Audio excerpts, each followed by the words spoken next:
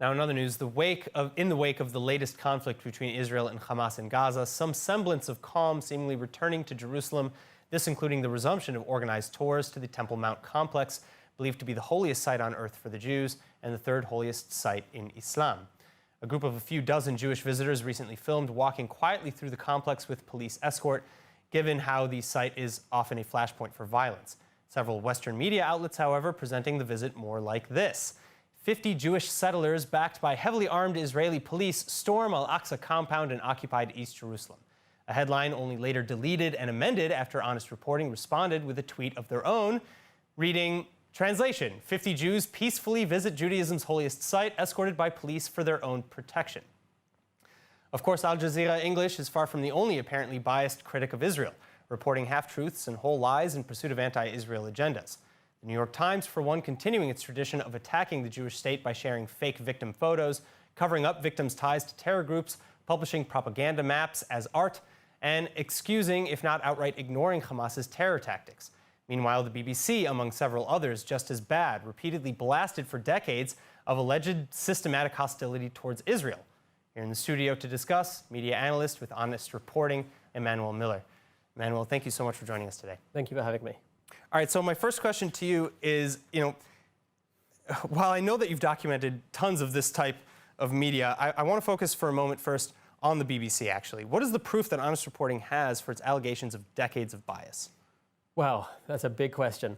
And to be honest, there's plenty of individual examples of reports. We can talk about what's happened now over the war, over this operation, in which there were many reports that started the story from the middle. So, for example, at the beginning, we know that there were attacks on Jews, and that was called the Intifada, the TikTok Intifada, in which Arab youths were recording videos of random attacks on Jewish civilians, uploading it to TikTok for likes, and that was what provoked a Jewish reaction, and then things spiraled from there, one could say. But that didn't appear at all in many reports. There were similar things. For example, we have the Temple Mount crisis later on, and that was often framed as an Israeli incursion into the Temple Mount, into Al-Aqsa.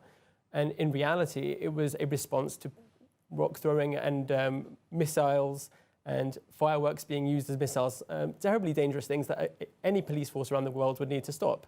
But when you start the story from the middle, people don't understand what's happening. So let's maybe give credit where credit is due. How much of the BBC's reporting on Israel is legitimate?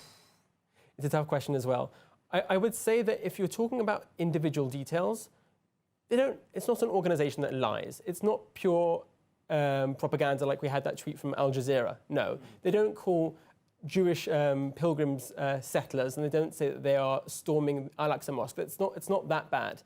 However, we were alerted to a tweet by a Twitter account called Nasher Jew, which exposes anti-Semites and Holocaust deniers around the world, specifically in Britain.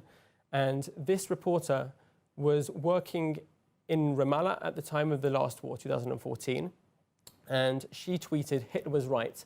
And she also tweeted some other horrible things. For example, during a terror attack in Hanof in Jerusalem, she also dismissed anti-Semitism. You said horrible things that no reporter should ever say.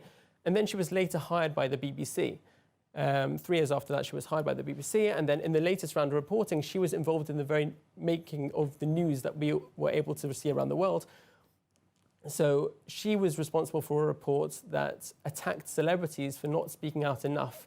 Well, and again, just to expand on this one more time, how much of the coverage that you do find is biased in a way that is indefensible? Yes. So you have, for example, what happened in the New York Times recently, where they had the pictures of all the children who died. And unfortunately, they've got a picture from somebody who's not even from Gaza. It's not a child who died in Gaza, it's a Russian child.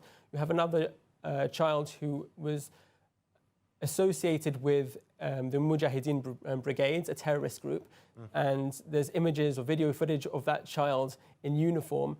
So when you have a story that says these are the children that died, that might well be the case. Those are children that died, but that's not telling the whole story. Some of them are terrorists, some of them weren't even there.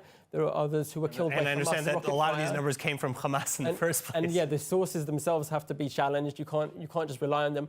And so that kind of information is being put out there, and it's not fully contextualized. The average reader doesn't understand what they're seeing, and it creates a very negative impression of what's really happening here. It's just not accurate.